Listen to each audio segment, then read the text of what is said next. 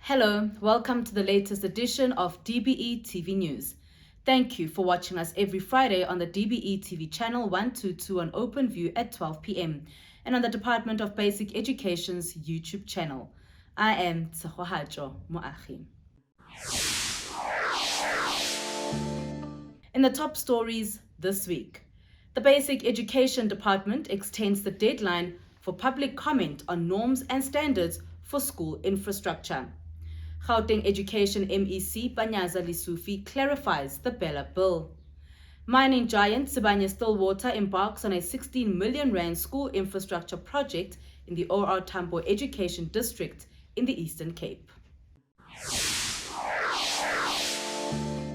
Let's start here. The Basic Education Department is calling on all stakeholders to make comment on the proposed amendments to the regulations for the provision of school infrastructure. This as the deadline for public participation has been extended to the end of July 2022. Basic Education Minister Angie Motshekga published a government gazette on the 10th of June this year with proposed amendments to the regulations relating to the minimum uniform norms and standards for public school infrastructure, as according to the South African School Act of 1996. The purpose of releasing the gazette is to give the public, including stakeholders, an opportunity to participate in the drafting of the regulations and to make substantive input, which will be considered in drafting the final regulations. We received calls from the public and from interested parties indicating that the public comment period coincides with the school holidays. As a result, it is difficult for them to consolidate the comments from their members. We found that being a very reasonable request, and as a result, the public comment period is being extended to the 31st of July.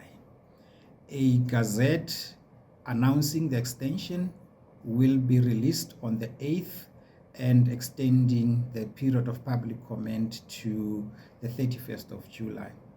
The public and all interested parties are requested to submit comments in the numbers that are in the gazette. It is important that we send as many comments as possible because this is a document that guides the provision of school infrastructure across the country, and we are looking forward to a very extensive participation by the public and all interested parties in this process. Now, the Basic Education Portfolio Committee has extended the deadline for stakeholders and interested individuals to submit written comments on the basic education laws, the Bella Bill, to the 15th of August 2022.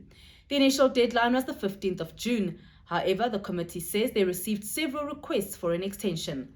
The bill proposes to amend the South African Schools Act and the Employment of Educators Act to align the developments in the education landscape and to ensure that systems of learning are put in place in a manner that gives effect to the right to basic education as enshrined in the Constitution of South Africa.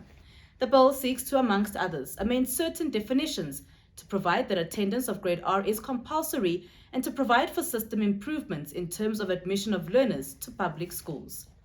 Meanwhile, the Democratic Alliance marched to the offices of the Gauteng Education Department against the Bella Bill, alleging the bill aims to attack Afrikaans and mother tongue education. MEC Panyaza Lesufi has since explained the reasons for the amendments to the bill. We are a strong believer of a truly non-racial South Africa. It's in our constitution that everyone must be treated fairly and must have access to education wherever they want to go.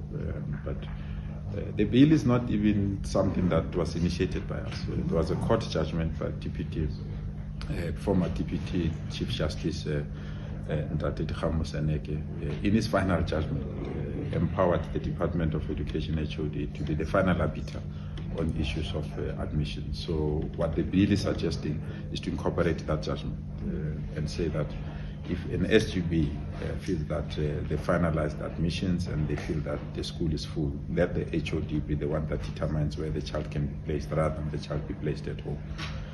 But the supporters of racism or anti-transformation feel that when the SGB says the school is full, you must go and stay at home. You must not go to the department, because they feel when the department say you must be admitted, it will change the admission laws, it will change their language policies. Hence, their strong attitude to say this must be stopped. But we are just implementing a decision of the Constitutional Court, and if you live in a democracy and you believe the Constitutional Court is the highest arbiter on matters like this, then they must accept the bill the way it is. Lesufi went on to explain that the plan is not to kill the Afrikaans language as suggested by some. How will I kill Afrikaans when my name is Andre? My child went to an African school, so how will I kill it when there are so many communities that speak Afrikaans? What I'm opposed is to use Afrikaans as a proxy to exercise discrimination and apartheid. What I'm opposed to is Afrikaans as a privileged language that must protect other people, not to allow our children to play together. I'm opposed to that, and we will, because our constitution is clear. This is a democratic South Africa, and all these schools belong to all our children. They don't belong to a certain race or a certain language group. They belong to all our children, and our children can play together and learn together, and that's what we're propagating. But obviously the DA wants to be seen to be a better party that can represent the African community. That's the reason why they came to my office, when they know very well that the law is clear. Who promulgate laws at national is the minister. Why not go and march to the minister? Because this is a bill of a minister, it's not a bill of MEC. And secondly, the DA participated, the MEC for education in Western Cape participated in the bill and agreed with us in the meeting. Why now come to me, not go to their MEC and say, but we agreed to a wrong thing? So it's just been targeted for political ulterior motives, but they won't succeed. They know themselves. Stay tuned. After the break, we find out more about opportunities available for the education and general assistants who are part of the Presidential Youth Employment Initiative in the sector. Part of the compliance with the kitchen is good ventilation, and when we observe, we see that we have great window here which brings in clean fresh air and air going outside, and also the use of these stainless steel tables, tables that are not rusted. This is a great a way of complying with food safety. And also the display of this poster, which shows that in case of food poisoning case here at the school, the food handlers actually, they know who to contact, from your environmental health practitioners to the district coordinator, and refer. We have a sample. She spoke about in case of poisoning, where we track. Every day what we do is that we put the sample in case there is something that is reported. Maybe a child is not feeling well. If they want to trace it back to the school, we offer the sample so that it can be tested. So it is kept for a day. The next day we prepare the sample from the meal of the next day. We will have breakfast. That's what they ate. And this container is meant for lunch. And we have our stations, all these posters. When the food handlers go for training, when they come back, they come with posters. We display them so that as and when they work, they learn and they refer.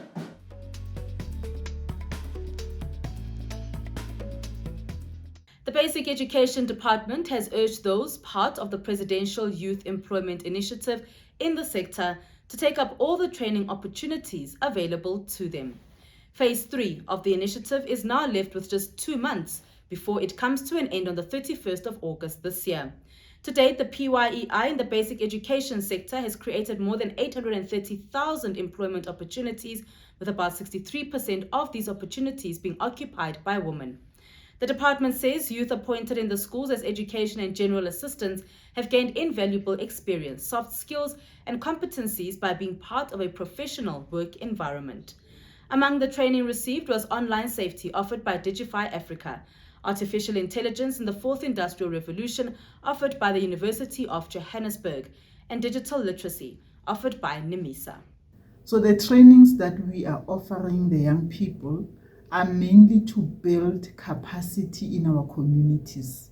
So it will come in a form of informal training or formal training. The informal training provides soft skills, and mainly these soft skills, we know they are needed in the world of work. Skills such as team building, time management, that we have seen young people knows what time to come to school, what time to go to classes, what time to knock off. And professionalism, they learn that in the school environment. Self-confidence is one of the areas that we build informally in our schools as we are working with these young people.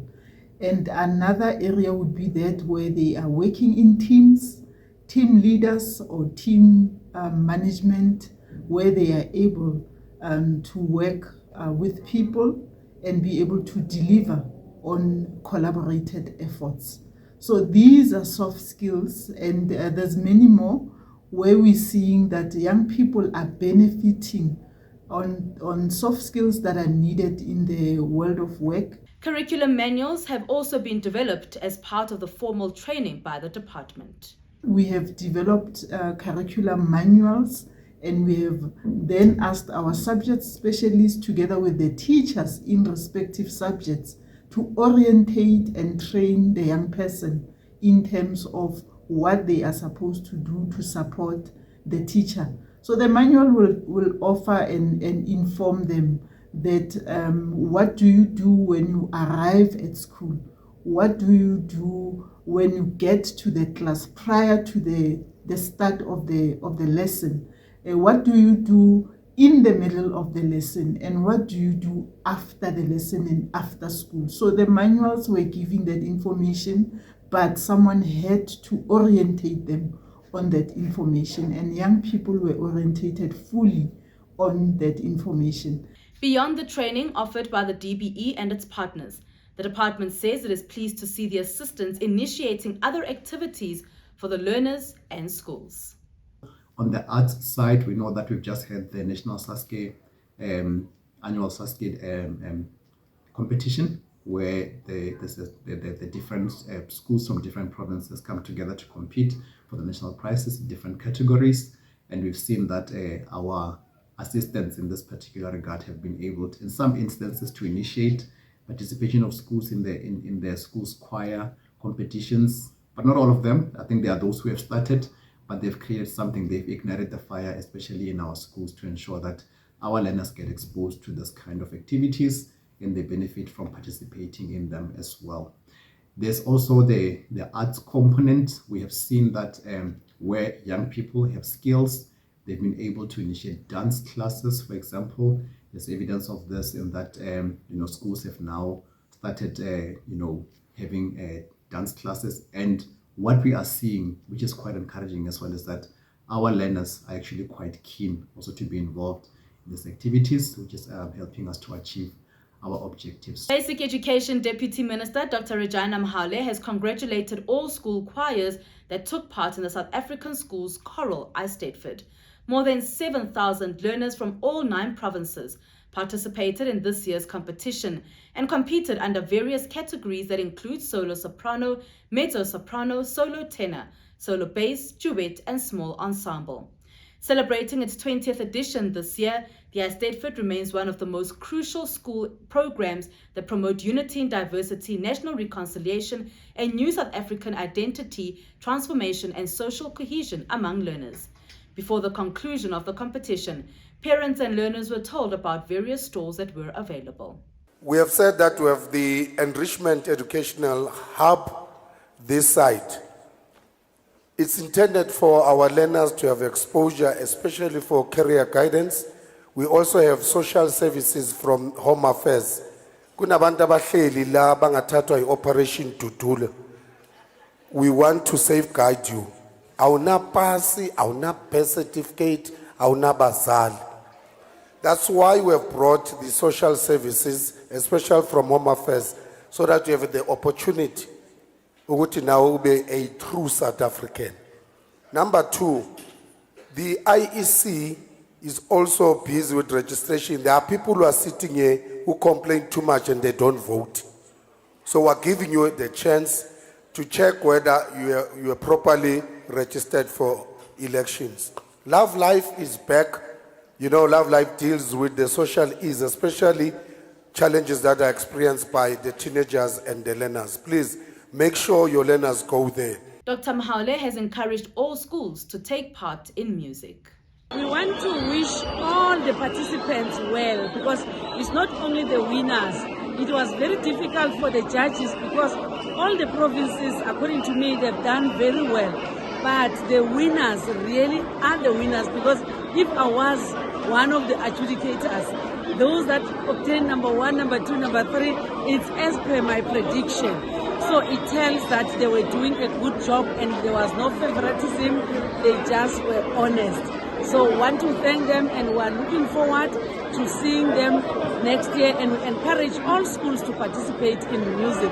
We also want to thank the ABC Mutsipe Foundation for the good work that is doing in contribution to education and extracurricular activities of learners. The Basic Education Department says the inquiry-based science education program is to bring science back to life. The DBE, in collaboration with the French Embassy, held a week-long workshop to map the way forward for this program. The La Main à la Pâté project is an intervention that uses project-based learning, strongly focusing on practical activities.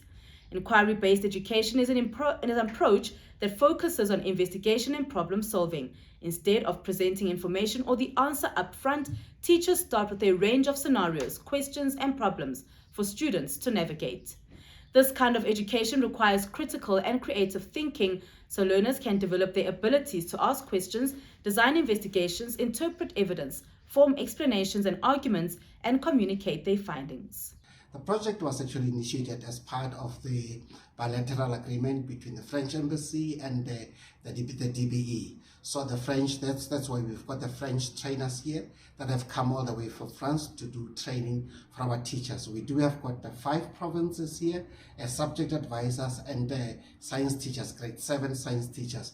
They've done a whole range of experiments, very beautiful experiments. You'd love to see them involved, going up and down, asking questions, doing the work, mixing solutions, and you'd see how they come to life. And then think the whole intention of the program is to bring science back to life, so that the fun, the excitement is retained, is restored in science. We've got the way we teach science, maybe the way we studied science ourselves was largely from the book, but now this is hands-on. You get involved, and that's why the LAMAP is a French acronym that says La Main à la Pâté, which means have your hands in the dough, be involved, don't be left behind, do things and then you'll understand. The adage that says, tell me, I will forget, but involve me, I'll remember and I'll understand, is the one that we try to promote here. So that science is really taught and learned for conceptual understanding so that it can be applied and kids can love it going forward. Dikgomo adds that conversations need to be had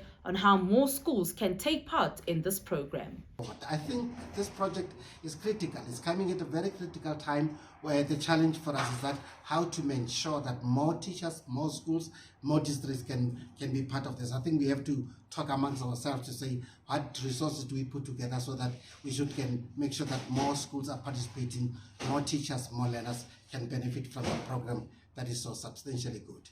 Those who attended the workshop say it was beneficial and they will take the lessons back to their schools for implementation. I have learned a lot from the workshop, including the science-based experiment that's content based for grade 6, for natural sciences, grade 6 to 8 to 9 actually, grade 6 to 9, and they are based from all of the science strands, all of the science strands, and the activities that we are doing, they are evoking the science, the life of science back, and we are touching also to dealing with the fine details of science. This program aims to equip teachers, especially in the area of science and investigation, more so where we have to develop critical thinkers in learners by doing those steps that is needed for investigation. More than often, children would struggle finding or getting line in those steps that is needed for investigation. So I think this is a collaboration between LAMAP and the basic Department of Education seeks to equip teachers with that skills. So it also puts the learner in the center, because whatever skill that we equip ourselves with as a result of this partnership, we have to impart the skill back into learners. So it's very effective, and as a result, whatever we have acquired here, definitely we should be able to implement it and see better results. When we return, we go to the Eastern Cape as mining giant Sibanye-Stillwater embarks on a multi-million rand school infrastructure project. I am a nurturer, like you. Real men stand against gender-based violence. I get hurt, like you. If I am a victim of violence, I too will not be ashamed to report violence and abuse. I hate it when someone violates me, like you. In a violent situation, there is power in walking away. I will not take part in fights at school. All I want is to feel safe, to feel loved, and to be free to show love, like you. I cry when I'm hurt, because to feel is to be human. I pledge to be more open about my emotions. Make it part of the new normal for young boys to be nurtured and loved, to freely express themselves and to show love in a safe, inclusive way. We have different gender identities, but first, we are human. If you need assistance to help your child, contact Childline on 08000 55 555. Mining giant Sibanye-Stillwater has launched a 16 million rand school sanitation infrastructure project in the Eastern Cape. Now, this launch took place last month at Libode. The project will benefit 7 schools in the OR Tambo Coastal Education District. Sibanye-Stillwater says as a company, it invests in education because it takes a responsible village to raise a child. Sibanye, we are part of that village because the villagers from the Eastern Cape, Bapaya, Gauteng, Bapaya, Rustenburg, sibuyisa amandla wabo. Sithi xa sibuyisa amandla wabo sithi abaphangela every day unganazi disturbances. Ziyenza ukuthi umuntu onjengami abe nebudget ezathi xa nithini ikhwaza nithi kunengxaki ndiye kuleyo phase and come and help. That is why masithetha nama politicians, masithetha nama unions, sithi sinikezeni i-chance yokuba aba baphangelayo babe ne-security yokuphangela, mara bazosi-enablisha uba senze community development, siphindisele amandla wabasebenzi wethu back to where they come from. Ithi xa ubuya from this ilali ezi ubuya ngoDecember ubona ibhena yesibani uthi oh hayike nayi le mali yami yile ngingena ngayo emgodini for. Hence I'm saying we've got responsible men and women phaya eGauteng, phaya eRustenburg, phaya eLimpopo abasi-enablishayo to do what we are doing. The company went on to plead with residents to protect the infrastructure at schools that is either new built or refurbished. So as we prioritize going forward, as a company, education is critical. Sinama projects esiwayenza phaya where the mine workers live in terms of improving schools, technology in schools. We do a lot of those things, but it is not enough in a country in a leg engine in South Africa. So sicela ama communities in particular, the leadership ukuthi xa senze okuncane njengalama toilet, take care of them. Xa kunezikole sizakhile, maintain them so that singakusebenzeli emva. Sazi uba we've done 60%, sekusele 40. The challenge we have as a mine, and I was actually talking to my team, ukuthi mhlawumbe singasayenzi ikole. We build them, they can't maintain them. So i-progress yamayibonakala. So I'm then appealing to communities, aba bantu abamosha ikolo, niyabazi. Can we be a responsible community? Sibaleke, sibabophise, si make sure ukuthi they don't continue to do what they do. Abo principal mhlawumbe asifundiseni abantwana ngoba mina ngikhule ngesikhathi besenza ipolish ngevaskeres si clean igolo. Can we go back to that so that there's value in the schools from the learners themselves? Staying in the province, the OR Tambo Coastal Education District says it is determined to improve the matric pass rate this year with new strategies put in place. The district has 2 high schools which haven't been performing well. However, the circuit manager believes the 2-week winter school for learners will be beneficial. They've also requested the assistance of expert teachers from other regions to assist. The district is focusing mainly on subjects such as maths, physics, accounting, and agriculture. I-strategy lesithe sasisebenzisa sesoba sifune i-gurus zezi subjects from other schools. Some of the schools are not even kule district yethu. Sathi no masifuna abantu umuntu kweklasi emthatha sichekisha kuqala i-performance yakhe kwi-past 3 years ku-subject leyo. So dinabo bantu esisesiba-organizile abazosiqhubela ezintsha school zethu, but ootitshala aba bazi kudilwa ne-subjects zabo zezigurus nabo they attend the winter school so as to copy i-strategies nendlela mhlawumbe abathi badile nayo kwezi subjects so that immediately behamba kuphela lo mcimbi we-winter school bakwazi ukuthi take over beqhuba besebenzisa the best practices abathe bazikopa kwezi roving teachers zethu esithetha ngazo. That's how we end this bulletin this week on Channel 122 on OpenView and on YouTube. But before we go, the department has urged parents to support their grade 12 learners. This as Director General Matanzi Mamweli continues to visit winter camps for matrics. Now here are some tips he has given them as they prepare for their exams. Create a study timetable. Focus on one subject a day and study every day. Thank you for watching.